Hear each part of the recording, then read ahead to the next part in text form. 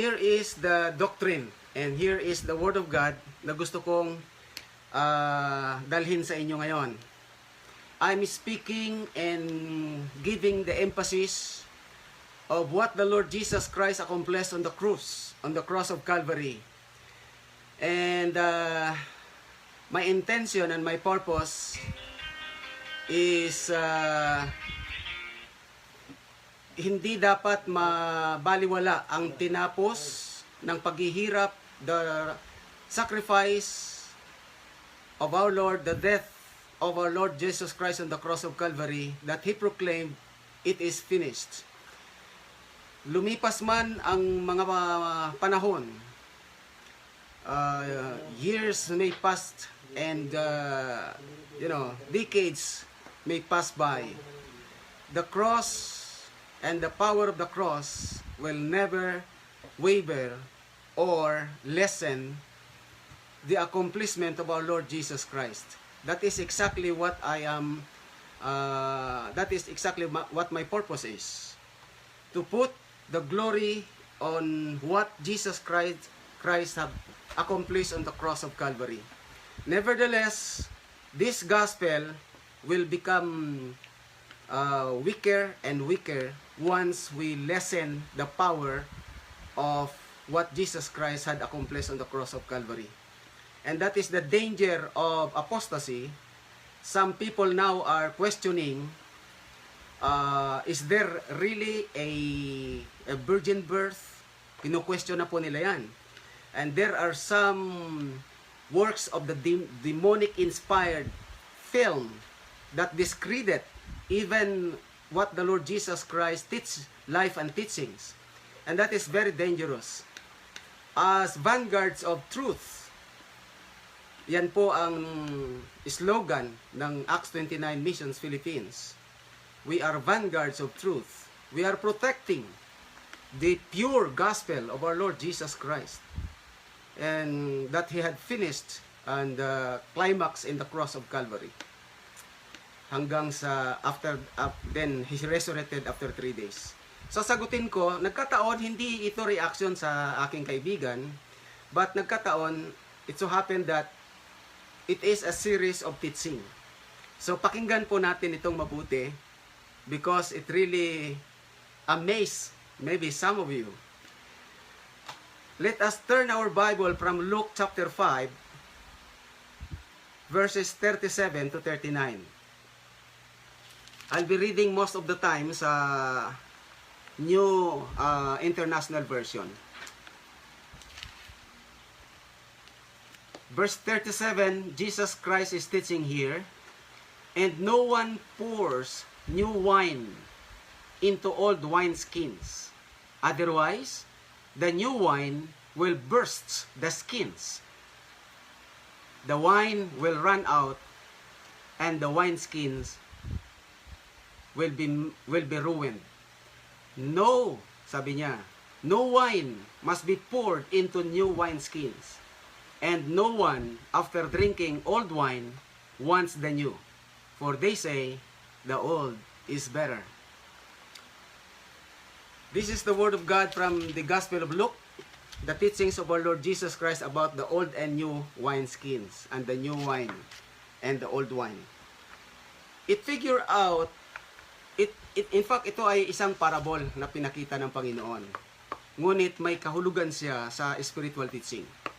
At kung titingnan nyo pong mabuti, may kahawig po ito sa pinapahiwatig dito, ang kahulugan ng Old Testament at saka ng New Testament. At ito ang tinalakay ko nung nakaraang the other Sunday. Tama po, I agree with my friend na hindi dapat nawawala sa Kristiyano ang good works. Doing good works is really fine, it's really good. But I have explained in my message that Sunday na inihalin tulad natin sa isang kabayo at kalesa. You cannot put the horse before the cart or kalesa. But the ingredients are completely there. naroroon ang kalesa, naroroon ang kabayo, kumpleto sila. Pero kapag inuna mo yung kalesa sa kabayo, hindi tatakbo ng maayos yan. Although you have all the ingredients. Ang proper way ay ilagay mo ang kabayo sa harapan ng kalesa para ito ay makarating sa kanyang patutunguhan, and it will go well with you. Ganon din po sa pagkakilala natin sa batas o kautusan sa salita ng Panginoon. In-explain ko kasi na ang good news, faith cometh by hearing. I'm referring of what my preaching of the other Sunday. Faith cometh by hearing, and hearing by the word of God. But, as I have explained, the Ten Commandments, or the law of Moses from Genesis to Malachi, kung babasahin natin ang Old Testament, is still comprised of the Word of God in general. But, Romans 10:17, faith cometh by hearing, and hearing by the word of God, in King James. But in some translation, in other translations, in preaching the gospel of Christ. Napakahalaga pong makita yon, and we discovered that the original manuscript, the original writings, is not Theos. It was the word Christos ang ginamit. It is the word spoken by Christ. Kaya napakahalaga na masaliksik nating mabuti ito. Now, may sense siya, pero kapag ka ito ay binaliktad mo, hindi siya workable. It's almost the same now, that people are receiving the grace of God, that Paul is telling to the Galatians that you have, he don't want to receive the grace of God in vain. And those who want to be justified by the works of the law, according to Galatians, they are fallen from grace. How could you understand that? Napakahalaga rin po nating i-observe, kaya nga po natuto tayo at matakot tayo, we have to fear, we have to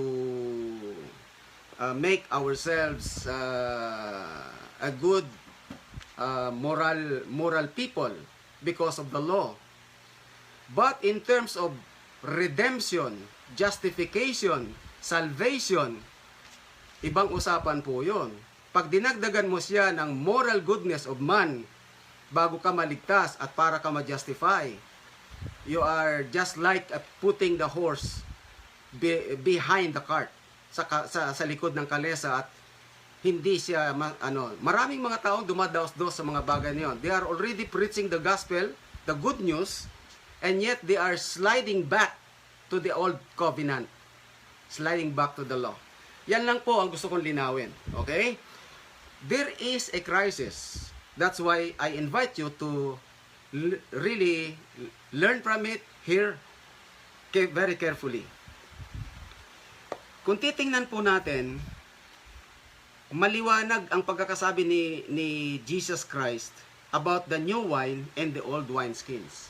Masisira, sabi niya, ang lumang lalagyan ng alak kapag nilagyan mo ng bagong alak. So, talagang sisirain niya talaga yon.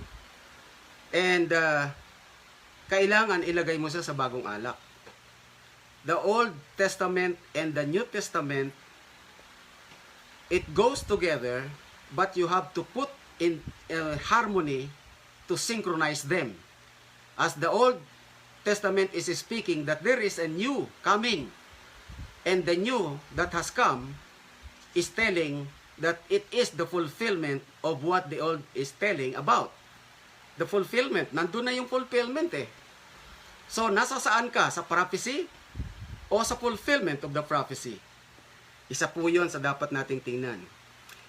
Now, in keeping of being justified or keeping up the law, basahin natin sa James chapter 2 verse 10. Ang sabi ang tanong po natin dito keeping the whole law and yet offend in one is guilty of all. At ito po ay titingnan po natin sa kay James. I want you to look at your Bible sa Book of James para makumpleto po natin. James chapter 2 verse 10. Ito po. For whoever keeps the whole law yet stumbles at just one point is guilty of breaking all of it. You see that? You keeps the 1 to 9. Inarrow down na lang natin sa 10 commandments. You keep the 1 to 9 law and you stumble in one. According to the word of James, you are already breaking the whole of it. Kaya makikita po nating mabuti, kailangan po nating makitang mabuti ito. Ito pa po ang isa sa mga sinabi ng Panginoon. Mahalaga po. Sabi ni Jesus Christ, Matthew chapter 5, verse 17 and 18. Kahit hindi ko nabubuksan yon, alam na alam nyo na yan. It's very familiar verses. Ang nakalagay doon, sabi niya, do not think that I come to destroy the law, but I come to fulfill the law. Sa verse 18, sinabi niya, I come to fulfill the law. Ang tanong dito, na-fulfill ba ng Panginoon? Hindi na parito ang Panginoon para sirain. Pero, para ganapin. Siya lang ang nakagawa nito. Of all humans, hindi kaya ito ng tao. Because, kung kaya ito ng tao, maybe hindi na dumating ang New Testament. It is only Jesus Christ, the sinless person, fulfilled the law. And He declares on the cross of Calvary, it is finished. At kung titingnan mo ang background po noon, bago sinabi ni Jesus Christ yung salitang tetelestai, when Jesus know, despite of His suffering and situation, awful situation at that, Jesus Christ is still in control of fulfilling everything. Nakalagay doon, nung makita ng Panginoon na ang lahat ng bagay nagaganap na, kanyang sinabi, tetelestai, it is finished. Malinaw, without hallucinations, or any pain, staggering pain, and yet Jesus Christ knew He must complete the purpose of redemption. Kaya dapat nating makita po yung power of the cross on what Jesus Christ accomplished. Otherwise, we are preaching the gospel and yet sliding back to the rule of law. Yan ang mahirap sa pagiging Kristiyano. And may mga side effects po yan because may mga paalaala si Paul. And mamaya mapag-uusapan po natin yon. Moving forward, I would like to challenge everyone who wants to be justified by their own morality, by their own goodness. And kaya nga nauso yung mga katawagan, holier than thou, pointing fingers. Sa simbahan ngayon, makikita mo, instead of you can find out, you can find out yung tinatawag nating comfort, peace, harmony. There are some people using the Bible, speaking the gospel, the good news per se, and yet makikita po natin that they are pointing fingers and using the Bible as if just like a knife, no? Sa halip na cultivating is parang hinihiwa ang mga tao, pinapatay. At ito yung sinasabi ni Jesus Christ, no, sa mga Fariseo. Sabi niya, gustong-gusto nyong mga proselyte, ang mga Gentile para maging kagaya nyo. Pero kapag ka naging kagaya nyo na sila, matindi ang salita ni Kristo eh. Pinapapasan nyo sa kanila ang mga bagay na kayo mismo, kahit na ang inyong daliri, hindi nyo kayang i-lift up, sabi niya. Pero pinapapasan nyo sa mga hintil ang mga bagay na mga... Napakaganda ng mga pangangaral ni Kristo. At alam nyo ba na mayroong mga pangangaral ang Panginoong Jesucristo during His lifetime that is grounded. Unti-unti niyang inuugat doon sa kalaliman ng ng batas. I give you one example. Matthew chapter 18.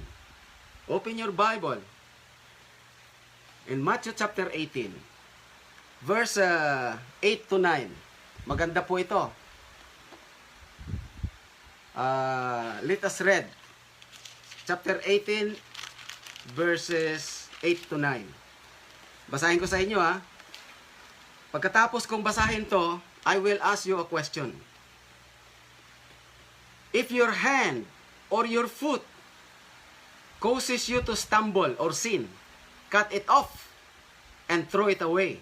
It is better for you to enter life maimed or crippled than to have 2 hands or 2 feet and be thrown into eternal fire. Verse 9. Beloved brothers and sisters, and if your eye causes you to stumble, gouge it out and throw it away. It is better for you to enter life with 1 eye than to have two eyes and be thrown into the fire of hell. Look at that. We try to follow religiously the teachings of our Lord Jesus Christ. We want to be a good follower of Jesus Christ, to be more obedient. Pero ito ang tanong ko. Do you really follow the teachings of our Lord Jesus Christ? In this kind of teachings, how can you follow it? Is there any churches now, Christian churches in the world, in the whole world, that really follows this? If you are a sincere follower, really, of the teachings of our Lord Jesus Christ? Ang linaw naman eh. Kung ang kamay mo, sabi niya, naging sanhi, no? Upang ikaw ay magkasala. Kung na ito na ipanuntok mo na, alam mo, to give you an example, you use these hands to quarrel to somebody and box them out. Did you sin? If the answer is yes, dapat mong putulin yan. If you follow the teachings of our Lord Jesus Christ. And Jesus Christ said, have you heard? Kasama po dito yan sa teachings niya. Sa Matthew chapter 5. Nasa 18 po tayo. Nasa chapter 18. In the Matthew chapter 5, regarding adultery, you have heard, sabi ni Jesus Christ, you have heard of all times. He is looking of Old Testament teachings. Do not commit adultery. But I would like to tell you one of the teachings again of our Lord Jesus Christ. He is rooting out the deeper meaning of the law, how to keep it. Kaya sabi niya sa mga sa pagtuturo niya, but I tell you the truth, anyone who looks to a woman with lust has already committed adultery in his heart. That is completely a good example dito sa Matthew chapter 18. Okay? If you are a sincere follower of the teaching of our Lord Jesus Christ, without minding the good news, only the teachings of our Lord Jesus Christ here, remember, hindi pa siya nababayubay sa cross. He is not yet crucified on the cross. He had not yet paid the redemption of everyone. But He is teaching to prepare people how hard it is to be justified through the law. You see that? Kung titingnan nyo po mabuti ito, I challenge everyone who would like to teach the law and yet preaching the gospel. Mixing. Sabi ko nga nung nakaraan, halo-halo. Halo-halo gospel. Mixing it, the truth that you pick out from the Bible and mix it with the law. Sabi ni Jesus Christ, sabi ni Paul, after Jesus Christ resurrected, nung nag-preach na si Paul, Galatians, may katuruan tayo dyan.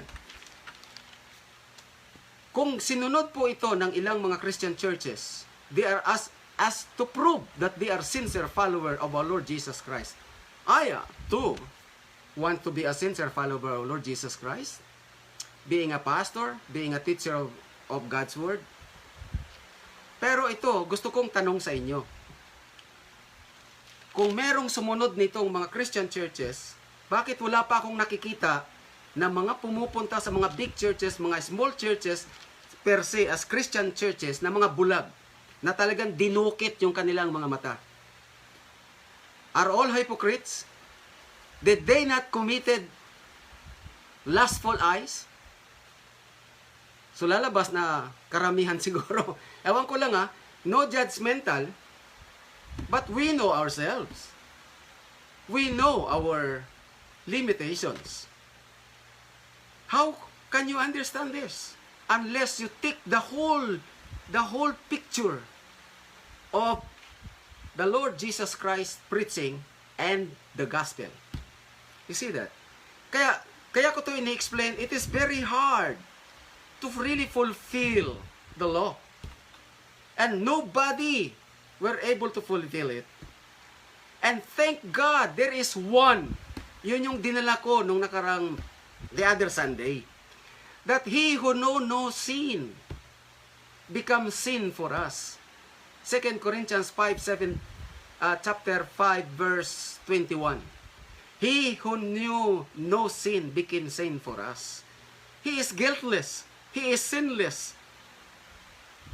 And yet, He bore the sins of the whole world, you and me, on that event on the cross of Calvary. So much that He cried out, Father, sabi niya, why thou hast forsaken me? My God, why thou hast forsaken me?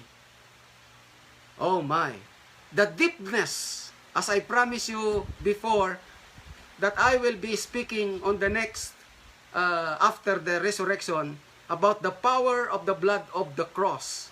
The power of the cross. Hallelujah. I am now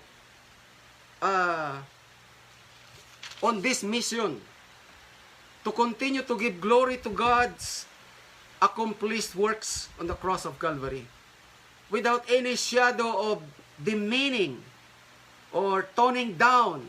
But we have to keep the fire, the power of the blood, the sacrifice, and the death of our Lord Jesus Christ on the cross of Calvary. Did it satisfy the justice hall of heaven? Or if it is not, may kulang pa, dagdagan mo ng mga rituals, dagdagan mo ng mga good works, para ka lang matanggap ng iyong Ama sa langit. My friends, this is to some of my fellow Christians, mixing the gospel. I am calling your attention on this time now. Look at the purity of the gospel. Hallelujah.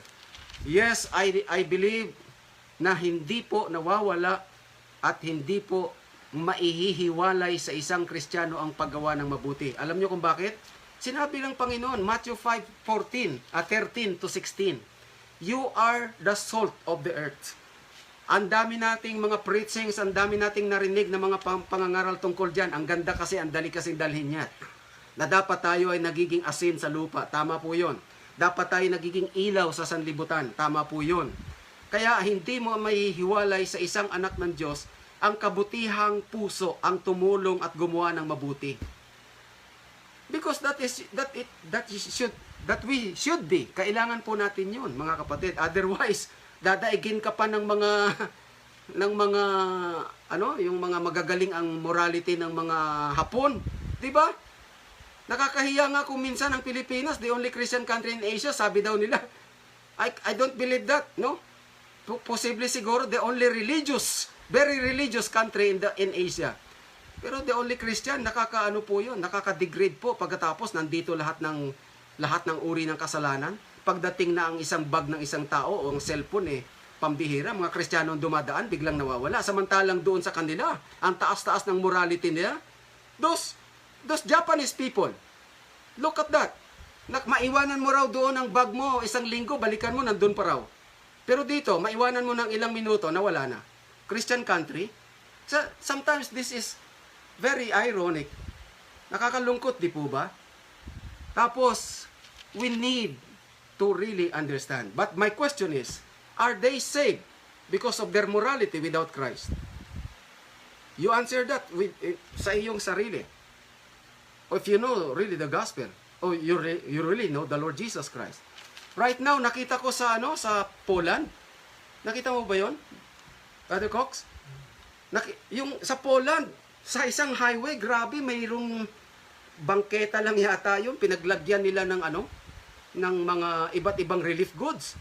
At ang nakalagay sa YouTube, nobody, no placard, no signage, hindi mo alam kung sino naglagay, sino ang nagbigay. Hindi kagaya rito, pag namigay, pambira, kung todo television. Di ba? Pero doon sa kanila, sa Poland, tambak ang mga relief goods, mga pagkain, mga prutas, along the highway, ibinibigay, iniiwan ng mga passers, ang mga dumadaang may mga sasakyan. And nobody knows kung sino ang kukuha. Ang kukuha lang doon, yung mga tao talaga na Maybe you will answer me, you will counter, pastor, napakayaman naman kasi ng Poland Kaya hindi kagaya sa Pilipinas. Dito, sabi nga ng mga comment, may nabasa pa ako nga comment ng isang kilala kong bishop Bishop P. Nakakalungkot, sabi niya Nako, kung madaanan ko yan, kukunin ko lahat. Ha? Tapos, ang daming comment doon, hindi pwede sa Pilipinas yan. Sabi niya, hindi pwede sa Pilipinas yan. Kukunin lahat yan, pagkatapos ibibenta. Yun. It really reflects the values of the Filipinos. Hindi po ako nagagalit. To tell you the truth and to reveal the truth as a preacher of the gospel, tama lang siguro. I condemn nobody on it. I only observe. You see, talo pa tayo ng mga taga-Poland. Mga yun, mga hindi Kristiyano yun. You see that? Tapos tayo, nangangalandakan tayong Kristiyano tayo, nagdadala pa tayo ng salita ng Diyos. Pagkatapos, ganun ang magiging The Lord bless them. The Lord bless them. It speaks about the value system of Christianity in the Philippines. Are we really Christian or are we religious Christians? Nalaso na tayo ng relihiyon, ng mga katuruan ng mga relihiyon. Basta't nakasama ko o naging bahagi ka ng isang relihiyon, okay ka na. Pero we are not really following the gospel of our Lord Jesus Christ. Nakakahiya, di ba? Taga Poland, hindi ko alam. Ang alam ko sa Poland, yan yata yung lugar bayan ni Putin dati bago sa naging leader ng the whole Russia Yan yung Poland. Kasi Polish yata siya Yung taga Poland. Let's move on to our Word of God. You see, ganun kahirap if your hand or foot cause you to sin. Matthew 18:8-9. Sabi niya, cut it off. Di kapag kasinunod talaga yan as a sincere follower dapat at hindi mga hipokrito ang mga Kristiyano at talagang totoong sinusunod yung katuruan ni Kristo ganyan, ang dami ng putol na kamay ngayon at mga siguro yung mata wala na, dinukit na kasi ilang beses na. Isa na nga lang nadukit na yung isa nagkasala pa, dudukitin niya rin. Baka ako ganun din ang nangyari sa akin kung susundin ko yon. You see that? Pero ang tanong ko, bakit hindi nagagawa yon? At bakit hindi dapat gawin? So nakahang ka ngayon sa balag ng alanganin. My purpose here is to see the gospel. Why? Mula sa sabi ni Paul sa taga-Galacia, bakit ang dali niyong dumaos-dos? Nagsimula kayo sa espiritu, tapos babalik kayo sa laman. Babalik ka doon sa kautusan at sa mga requirement at saka iba pang requirement ng mga kautusan or ng reliyon para lang masabi na ikaw katanggap-tanggap sa Diyos and you are justified. Brothers and sisters, sana wag kayong magdamdam sa akin. Let's learn. Let's learn. And by the help of the Holy Spirit, we will know the teachings and the driving out of the gospel.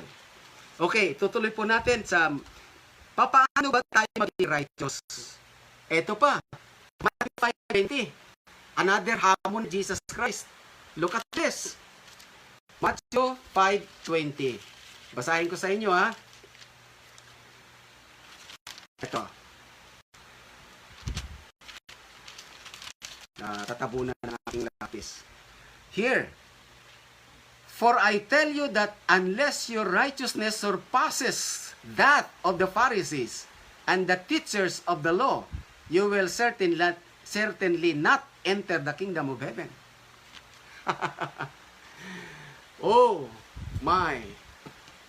Maliban daw na lumagpas pa kayo o mas mataas pa kayo doon sa righteousness ng mga Pariseo, okay? You are certainly not enter the kingdom of heaven. Sobra na nga silang mahigpit eh. Kinokondem na nga nila yung leprosy nga lang kaagad. Ayaw nilang hipuin yun o malapitan sila ng ilang metro eh. Because they are ceremonially unclean. Ang higpit, right? But, tingnan nyo po ito. Si Jesus Christ encountering the woman caught in act of adultery or whatever sin ng babaeng babatuin na nila. Kasi yun ang sa batas eh. Tapos, anong ginawa ni Kristo? Tayong mga mangangaral, alam na natin yon, ang kabisado na natin yon.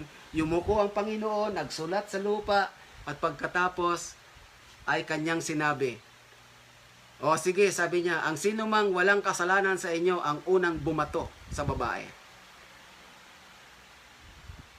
Unti-unti, alam na niyo ang nangyari. Everyone turned their back and threw their stone, not to the woman, caught in act of sin, grievous sin, and they turned away. Napakagandang makita, no? Ang bigat ng kanilang batas, pero tinumbasan sila ng Panginoong Kristo. What do I mean now? Jesus Christ, hindi siya naparito para wasakin o sirain ang law, but He came to fulfill the law that nobody does. I am so grateful and I am so happy to know that before Jesus Christ died on the cross of Calvary, He finished it and fulfilled it, brothers and sisters. Wow! Woo! Doon pa lang makita ninyo ng mabuti. Someone died for me instead of I should die. Someone paid my debt that I cannot pay. Someone paid the complete redemption for me without my own righteousness that I cannot provide, never in my life. Kaya nga ang tawag dito sa gospel, Evangelion kung tawagin, good news. Preach the good news. And that is Paul. But there is a price. Mga magulang at mga kapatid. Before I end, doon po natin makikita what is the price of preaching the good news. The pure gospel. Hallelujah. Grabe ha. Mga magulang at mga kapatid. Ang iba dyan, pag sinabi nilang pure gospel, hahaluan nila ng batas yan. You must be this, you must be clean, you must be righteous, you must be everything. What is pure gospel? Mga magulang, Jesus Christ brought those keepers of the law in a pristine standard of the law. What do I mean pag sinabi nating pristine? P-R-I-S-T-I-N-E. Pristine standard of the law. Wow! If you look at this, brothers and sisters, that is the word pristine. The original, unadulterated, the highest standard. It is the original, the primitive meaning of the law. At dinala po ng Panginoong Hesukristo ito doon sa mga keepers of the law. And they were all silenced by our Lord Jesus Christ. And even He said, even in His lifetime teachings, mga kapatid, alam po ang sinabi niya? Matthew chapter 18, kababasa lang natin. Sabi niya, kung gusto mong maging justified at talagang sumunod sa law, then sinasabi ko sa iyo na ang tumingin, na ang mata niya ang naging dahilan upang magkasala and have that lust. Sabi niya, if it is, dukitin mo.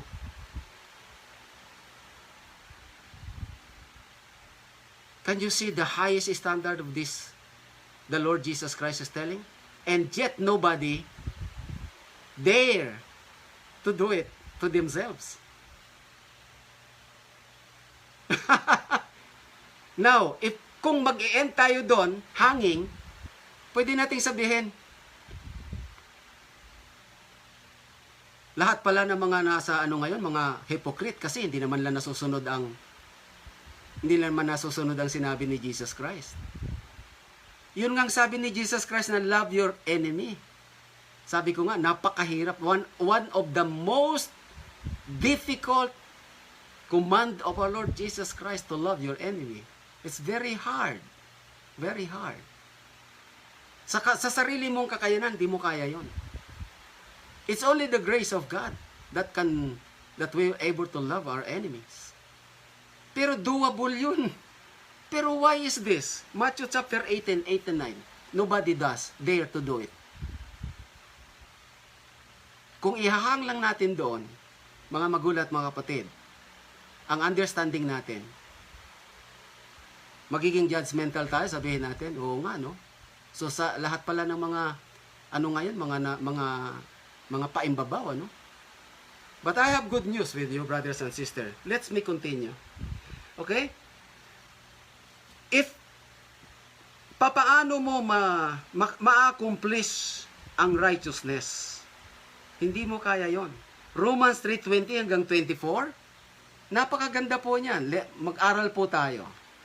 Okay? Romans 3:20 hanggang 24. Basahin ko sa inyo.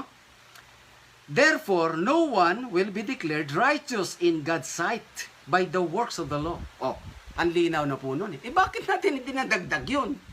At linaw-linaw na nga ng katuruan ng gospel dito sa New Testament. And Paul, as the pinman or the amanuensis of God's written that 2/3 of the New Testament, siya ang pinili ng Diyos para iletra ang mga bagay na to. No one will be declared righteous in God's sight by the works of the law. Rather, through the law, we become conscious of our sin. Hallelujah, I like that. Alam natin na nagkakasala tayo. So hindi natin pwedeng i-point ang finger natin sa kahit kanino because we are the same violators of it. But now, apart from the law, the righteousness of who? God has been made known, to which the law, the prophets testify. This righteousness is, listen very carefully, at wag nating madaliin. Mahirap kasi kapag binasa, pagkatapos hindi man natin, pagkatapos yun, hahaluan na naman natin. Listen very carefully, my dear friends. This righteousness is given, ibinigay pala Hindi, you did not earn it. You did not merited it. It was given. It is a gift. Through what? Faith. To whom? In Jesus. And what is next? Given by Jesus to those who fast and pray longer for 21 days. Don't tell me na ako ay against sa fasting. Nagpa-fast po ako. I like fasting. Pero hindi po sinabi, this righteousness is given to those who pray long prayers and fasted for at least 40 days. You become righteous in the eyes of God. No. Ano po nakalagay? To those who do good works? None of the above. Mga magulang at mga kapatid. I would like to tell you, are this righteousness given to those who sacrifice too much or observe? How many sacraments are there? 7 sacraments. And then you become righteous and you become saved. My!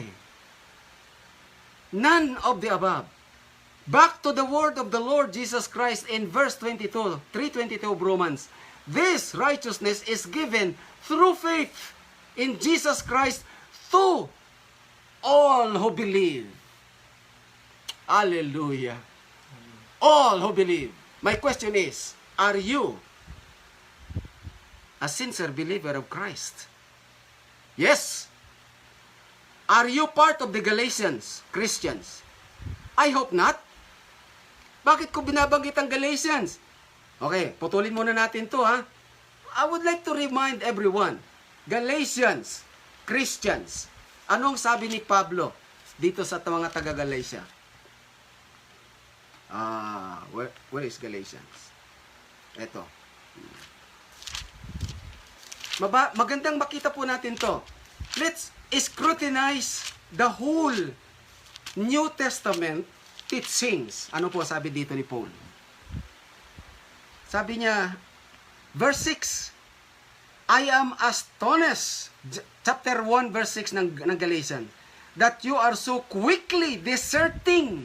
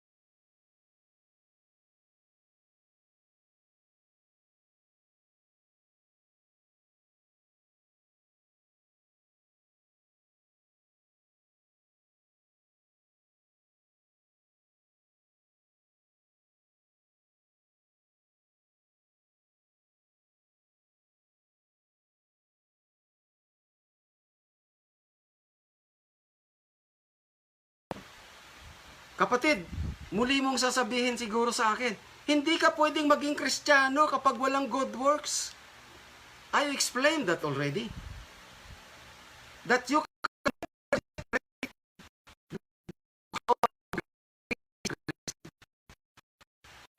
na kahit nalagyan mo yan ng cellphone at iwanan niya ng hindi niya alam o ng pera na ang layunin ay nakawin mo nang hindi niya talaga alam. Mga kapatid, pwede nating sabihin yan. Bakit? Wala ka bang utang? Iba yung utang. Iba yung may purpose. Iba yung inimbot mo para sa iyong sarili.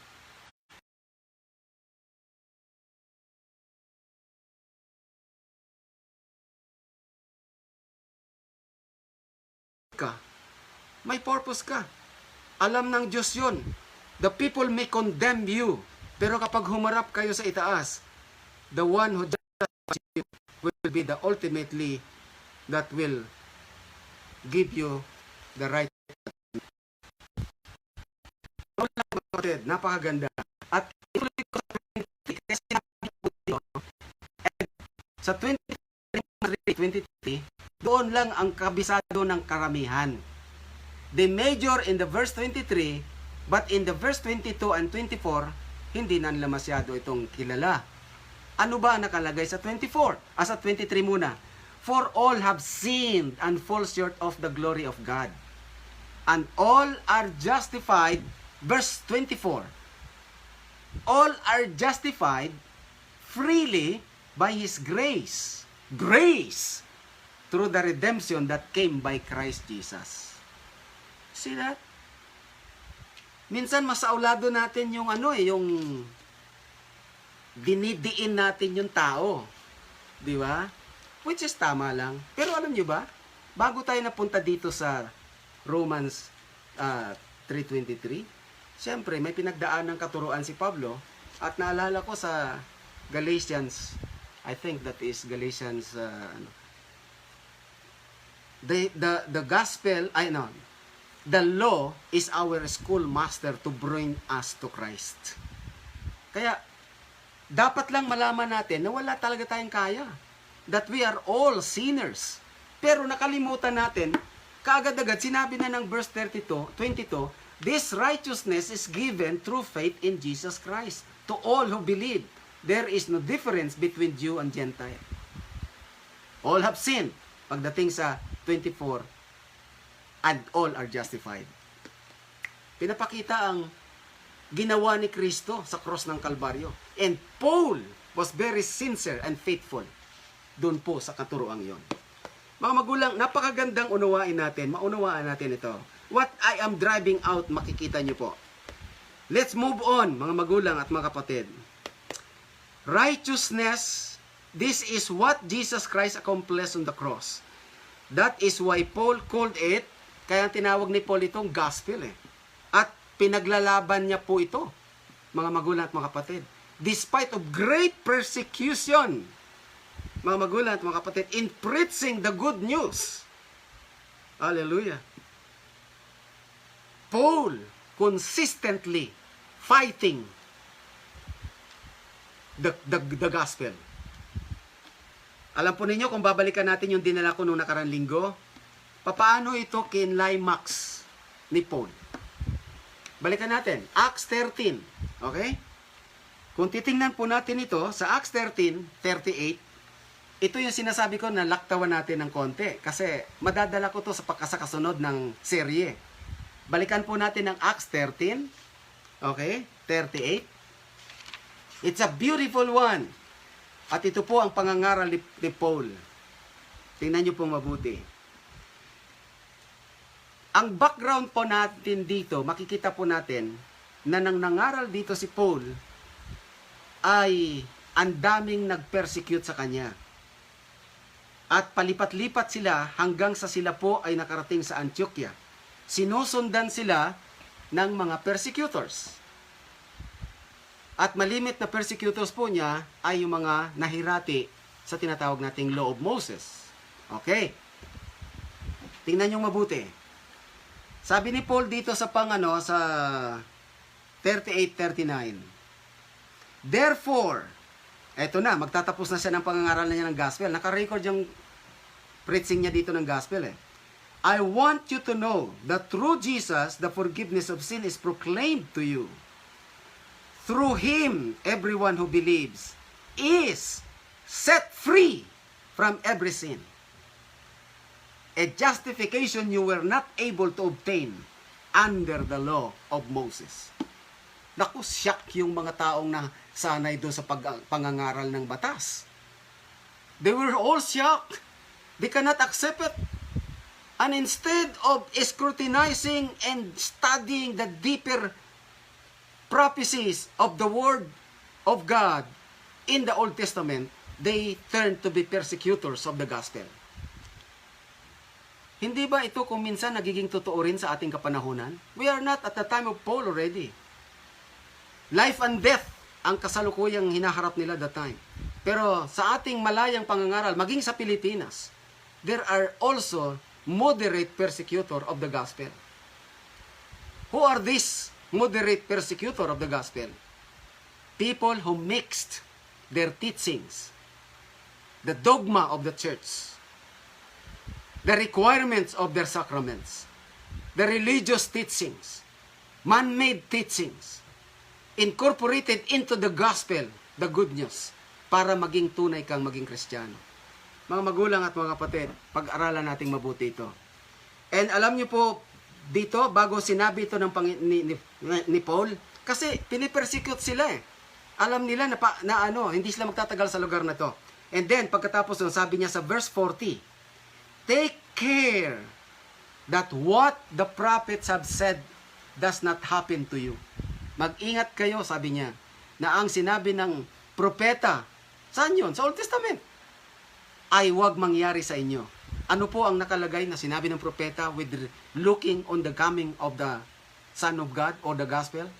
Look, sabi niya, you scoffers, wonder and perish. For I am going to do something in your days that you would never believe, even if someone told you. Even if someone told you. Now, Paul is telling them. And this is what happened. At alam niyo po, basahin niyo ang the whole story ng mga mission trip ni Barnabas. Ito lang chapter 13 ng Acts. Chapter 13 ng Acts, makikita niyo. Persecution after persecution they went. At doon mo makikita ang ating gospel has been persecuted. The preacher of the pure gospel. Kaya mga magulang at mga kapatid, but Paul, it has marvelously staggering warning kanyang ipinakita. May tanong. Pwede niyong itanong to, sabi niyo. But pastor, what if one fall into sin? Yes, that's a good question. What if a Christian fall into sin? That's a good question. I will answer you this question in a beautiful illustration. Makinig kayo mabuti, tingnan mo mabuti para makita niyo yung old at saka new. May isang magsasaka, there is a farmer, right? Nasa kanyang paglalakad, nakakita siya ng isang itlog. Okay? Love, pahingi nga ng isang itlog nga dyan para makita nila. Itlog. Okay? Please. Sa kanyang nakita ang sabi, itlog, sabi niya, ang ganda. Dala-dala niya. Akin na, isa lang eh. So ito, itlog. Brown egg. Sa mga nakakikita nito, alam nyo to, nakwan. Ang hawak ko ngayon, itlog to ng manok. Okay? So yung nakita, sabi niya, kakabang itlog to. Ngayon lang nakakita ng itlog na to. Mayroon siya naglilimlim na manok. Sabi niya, para malaman ko kung ano ito, sasama ko to sa paglimlim ng manok. Okay? It's a beautiful one. Tapos, sa madaling salita, to make a long story short, that peculiar egg ay kanya pong napisa. At sa kanyang pagpisa, ay sumasama siya doon sa sa mga chicks, mga chicken. Sumasama. At ang mga chicken na to, yung maliliit na mga chicks ng inahing manok, ginaguide niya kung saan sila kakalaykay na makakain. Alam niyo naman ang manok nangangalaykay. Ganun. And then, kung anong makikita nila doon, nangangalaykay sila ng mga uod worms. They are eating worms, no? That's how the hen feed the chicks, no? Her chicks. At ito ngayong sama-sama din po tong kakaibang pero hindi sa itsurang manok. Nung mapisa siya, hindi sa itsurang manok. Siyempre sumama siya doon. Doon siya pinanganak eh. So ngayon, pero nung bandang huli, habang nakikita nung lumalaki yung mga manok, alam niyo naman ang mga manok eh. May pakpak, may balahibo, manok talaga, pero hindi sila nakakalipad ng mataas. Pero itong kakaibang itlog na napisa, bagamat kasama siya ng mga sisew, napapansin niya yung sarili niya, habang lumalaki siya, lumalago siya, mahahaba yung aking pakpak. Sabi niya, pwede akong lumipad. And then one day, may narinig na kakaibang tunog, maliban doon sa kanyang inainahan. Yung nanay na manok.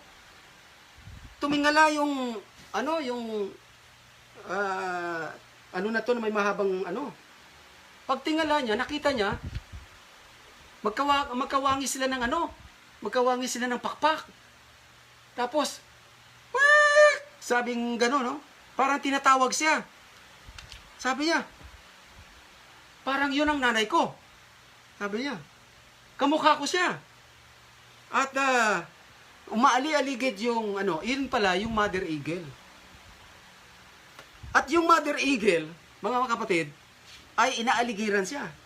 Pagkatapos pinapakita at sumisigaw, parang sinasabihan siya, hindi ka tagariyan. Sabi niya, lumipad ka. Sabi niya ganon. Kaya, pinahaba niya yung kanyang sinubukan niyang kumampay, at umakyat siya sa pangasanga, tapos kumampay, at nung siya ay natuto na, lumipad siya ng malayang-malaya doon dito sa tinatawag nating atmosphere sa mga puno, at malaya siya nakakalipad, mga kapatid.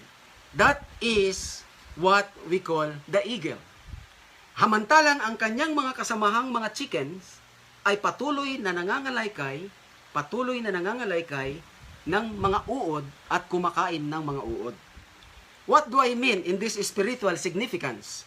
Dito natin, what if one of you fall into sin? Nag-provide na nga si Lord ng kaparaanan Kaya sa 1 John, makikita mo doon, 2, 1 and 2, sabi niya, Beloved, if one among you sins, we have a righteous advocate, Jesus the righteous. Sa madaling salita, ang mga Kristiyano kapag nagkasala, hindi sila nananatili na kagaya ng mga manok na napatuloy na ang kanilang lifestyle ay nangangalaykay na mga uod at nagtitiyaga sa uod. Pero, bumagsak man ang agila, patuloy niyang makikita na hindi siya mananatili doon. And he will fly as a free eagle. Ang mga Kristiyano, inihalin tulad ng ating Panginoon. Alam niyo po ba yan? Inihalin tulad ng Panginoon sa agila. At ito po ang sinasabi ni Isaiah 40:31, my favorite verse. Ang sinasabi niya, They that wait upon the Lord shall renew their strength. They will mount up with wings like eagles. They will run and they not weary. They will not faint. They will walk and they will not faint. Nagkakabaliktad lang dahil matagal ng verse yan sa akin. Pero that is exactly the meaning of it. Mga magulang at mga kapatid. Napapagod, pero hindi babagsak ng lubusan. Maaring silang tumakbo, at ngunit hindi sila basta manghihina. Ang buhay po natin, mga kapatid, we are people, our heavenly citizenship is in heaven. The true Christian that has been renewed, accepted the pure gospel, there is something that had happened to him. 2 Corinthians 5:17. If anyone be in Christ, he is a new creation. All things had passed away, all things had become new. Ang Diyos ang gumawa nito pagdating sa 17. At pagkatapos noon, binigay sa atin ang righteousness na yon sa verse 18. At pagkatapos noon, paano nagawa yon? Ipinaliwanag pa sa verse 20 and 21. Na siya na hindi makasalanan ay ginawang makasalanan para sa iyo at sa akin. For you to be accepted, because that sacrifice of the Lord Jesus Christ on the cross of Calvary has already been fully paid in full. Hallelujah. Mga magulang at mga kapatid.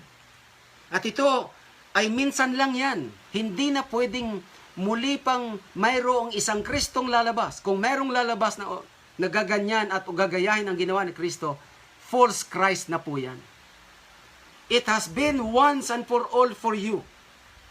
He is the propitiation of our sins before the Father. Mga magulang at mga kapatid, let that truth that our citizenship, that our nature has already been exchanged to that nature of Christ, though we are still in this human body.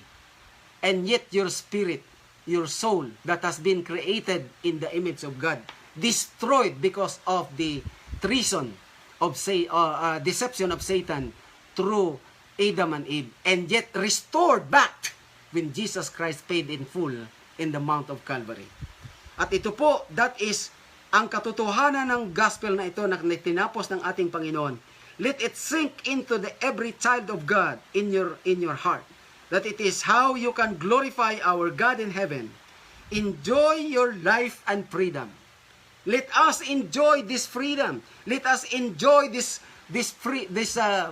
success, the victories that cry out the Lord Jesus Christ on the cross of Calvary. That heaven is ours. Conquering, victorious Savior has already conquered. This is the preaching of the cross of Jesus. That's why ang tawag po dito, pagkatapos na nangaral na si Pablo, good news. Mga magulang at mga kapatid, good news kasi yung hindi mo kaya, ginawa na para sa'yo. Napakabuti ng Diyos sa ating mga buhay. Be thankful. Be grateful. That is what it meant. That great redemption on the cross of Calvary. It's the pure gospel that Paul is warning. If anyone, or even angels from heaven, preach the other gospel, are you preaching the true gospel, the pure gospel? Or are you mixing it? Halo-halo gospel. Sa oras na ito, mga magulang at mga kapatid, malaki ang pagkakaiba. Ito, this one. Okay? Malaki ang pagkakaiba nila. Anak mo to halimbawa. Anak mo to, parehong anak mo. You are the father. But, this one, sabihin natin, pagpalitin natin, kasi maganda kulay nito eh. Okay? Itong isa, hinubog mo sa tinatawag nating pagsunod sa tinatawag nating antas o pamantayan. Na gusto ko, paglaki mo, ganito ka, ganyan. At kapag hindi mo na fulfill ito, you become a failure. Pero yung isa, sa mga anak mo, hindi, parehong tatay eh. Pag-ibahin natin. Yung isa naman, ang naririnig nito, kaya mo yan, anak. Okay? The other father, I am categorizing the father as a preacher. No, as a preacher. Parehong preacher, tatay nila. Okay? Kaya mo yan, anak. May ginawa ng kakaibang buhay para sa iyo. At yung hindi mo kaya, may gumawa nito para sa iyo. So itong dalawa lumaki sila at nahirati sila sa yung isa takot mag-attempt kasi baka mag-fail siya. So na-develop dito sa isang ito ang tinatawag nating yung timidity. Spirit of timidity. Yung ito naman, spirit of yung kumpiyansa siya. Meron siyang tinatawag na ano ba yung kumpiyansa? Trust, pagtitiwala, no? Meron siyang lakas ng loob na mold at nahatak siya. Yung isa takot mag-attempt kasi baka mag-fail siya. Mga kapatid, alin sa palagay ninyo ang masayang pamumuhay? Okay? Alin sa dalawa ang makikita nyo? May mga taong, may mga Kristiyano na sinasabi nila, napakahirap maging Kristiyano. Dahil once na magkasala tayo, galit na yung aking Ama sa langit. Na parang hindi na ako babatiin. No. Parang Pero ito, alam niya na maring hindi siya perpekto, pero pag nagkamali siya, pwede siyang lumapit at maglambing sa tatay niya, na sasabihin niya, Father God, I failed. But I ask for your favor because I know you love me. You become my father who loves me very well, very much. Pero itong isa, sabi niya, yung tatay ko galit na sa akin. So ang hirap mag-attempt kasi baka mag-fail ako.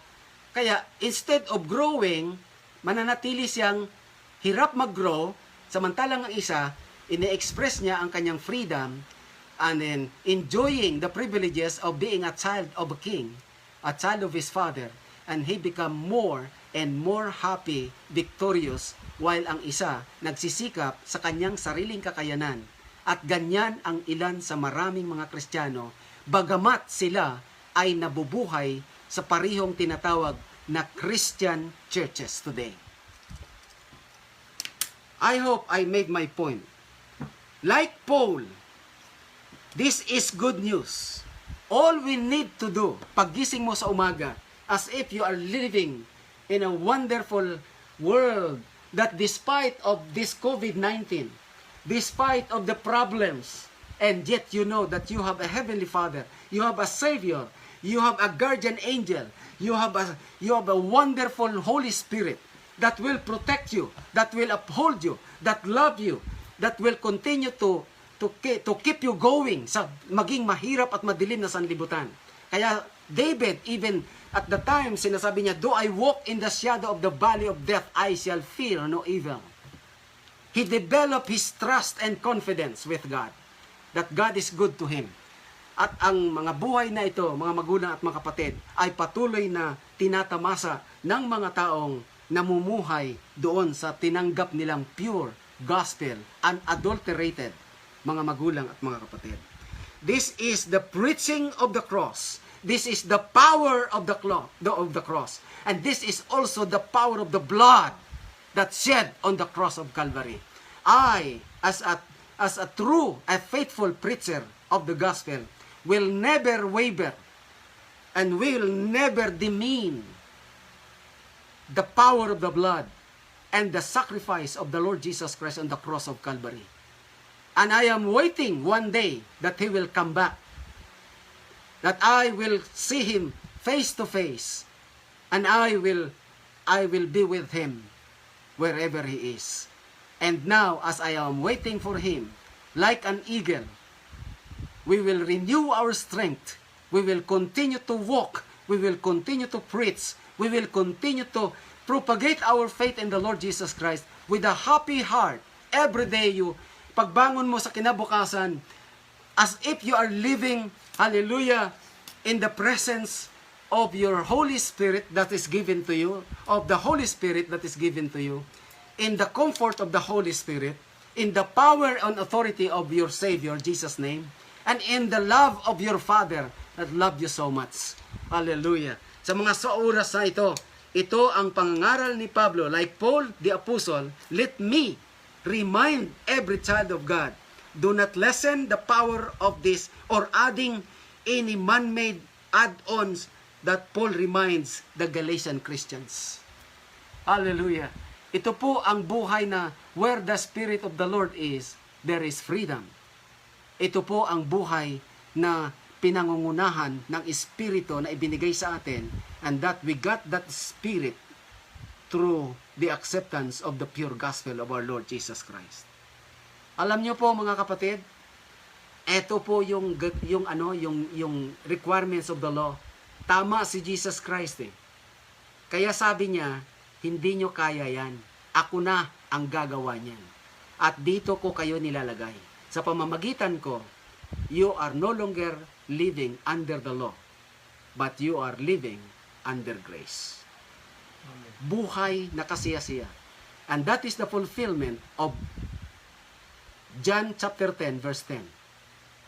I have come that you might have life, life abundantly.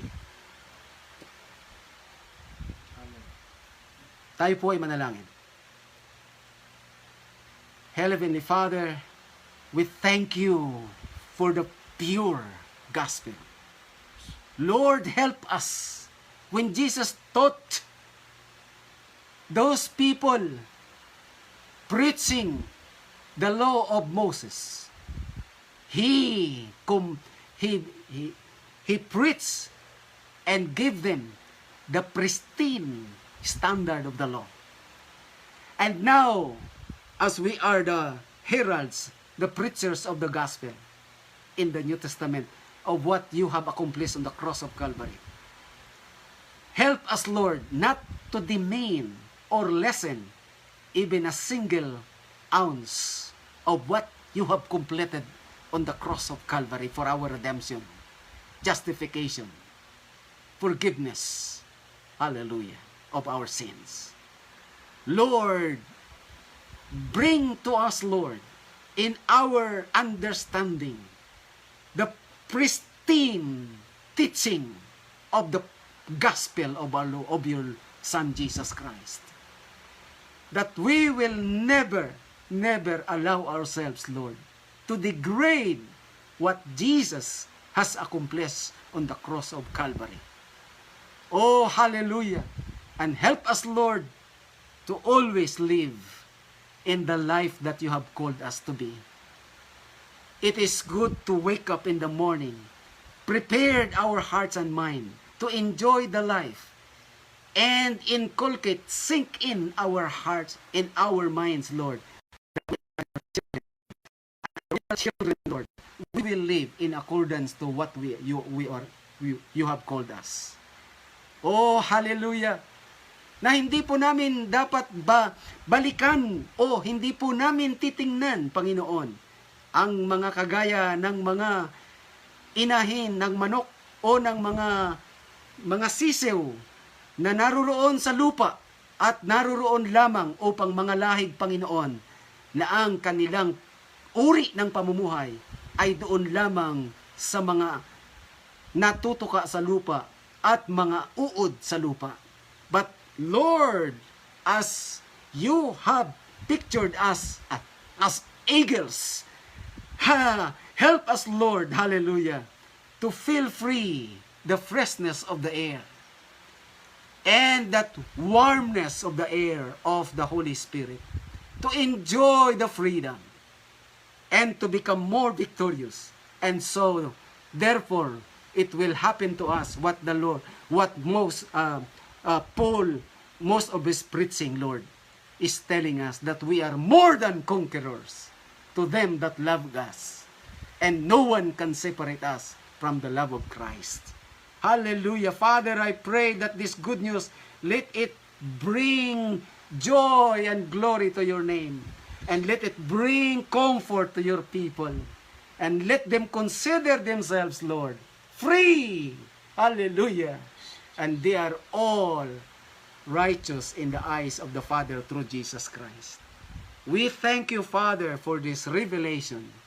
And help us, Lord, to continue to propagate the power of the gospel, the power of the cross, and the blood of the cross that Jesus Christ shed on the cross of Calvary more than 2,000 years ago.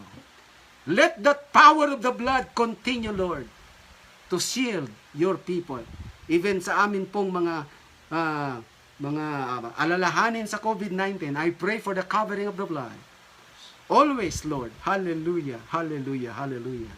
And let your people be constantly covered by the power and fire of the Holy Spirit in our lives every day, now and forevermore. In Jesus Christ I pray, in Jesus' name. Amen, and amen. And amen. Hallelujah. Glory to God. Magandang tanghali po sa inyong lahat. At napakaganda po na magkaroon tayo ng mga counting reaction. If it blessed you, let me know. If it really provoked you, what provocation, let me know. Let us learn together. Let us learn one another. And let us give glory to God, our Father. Amen.